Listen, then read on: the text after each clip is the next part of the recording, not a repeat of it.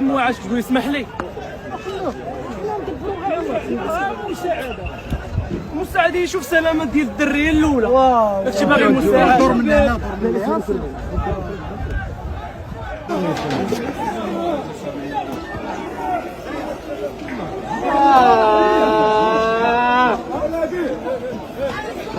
وانا ما هذه خدماني، هذه خدماني كنا ساكنين عندنا الباب. هذا راسي المواعيس، راسي المواعيس.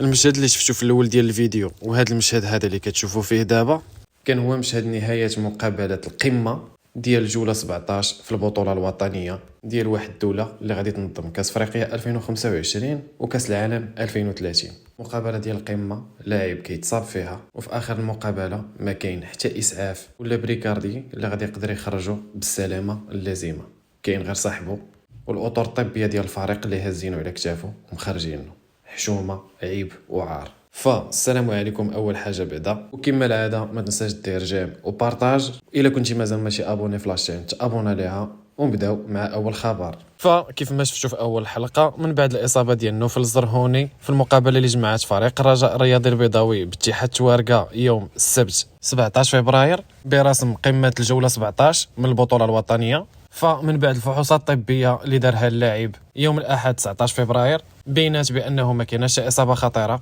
وبانه كيعاني من مجرد انتفاخ في عضلات الركبه وان اوتار الركبه سليمه والحمد لله. وكنبغي نذكر باللي نوفل الزرهوني تصاب في اخر دقائق المقابله من بعد التدخل القوي ديال حارس اتحاد توارقه الحواصلي، وتم تعويض اللاعب في اخر دقائق المقابله باللاعب كريم الاشقر.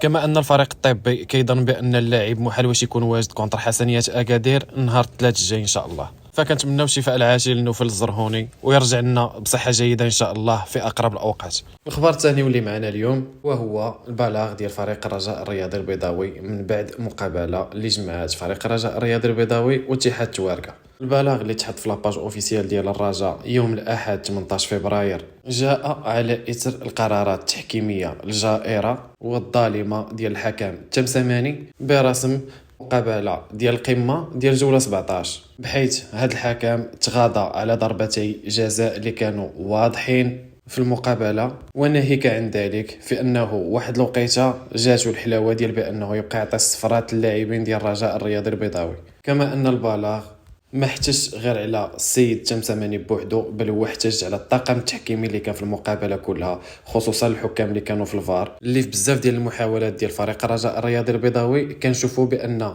الحكام ديال الفار ما كانوش كيعلموا الحكم تمسماني عن بعض الاخطاء اللي كانت مؤثره بزاف في المقابله، خصوصا واحد ضربه الجزاء ديال خفيفي اللي كتوقع المسؤوليه فيها كامله على الحكام ديال الفار. الخبر الثالث واللي معنا اليوم وهو ايضا عباره عن بلاغ لفريق الرجاء الرياضي البيضاوي، وذلك برسم المقابله اللي غادي تجمعوا ان شاء الله يوم الثلاثاء ضد فريق حسنيات اكادير. المقابله اللي غادي تجرى في الملعب البلدي ديال مدينه برشيد، فهي غادي تجرى بين انظار واحضان جماهير فريق الرجاء الرياضي البيضاوي وبوحدها، وذلك بعد سماح السلطات المعنيه لفريق الرجاء الرياضي البيضاوي باستقبال جماهير ديال فريق الرجاء بوحدها في هذه المقابله، وعدم السماح لجماهير فريق حسنيات اكادير بانها تحضر المقابله. خبيره زوينه الصراحه، حقاش وحشنا نشوفوا الرجاء لعبه واصوات ديال الجماهير والغنى ديال الرجاء كنسمعوه حتى هو في التيران ولا في التلفازه.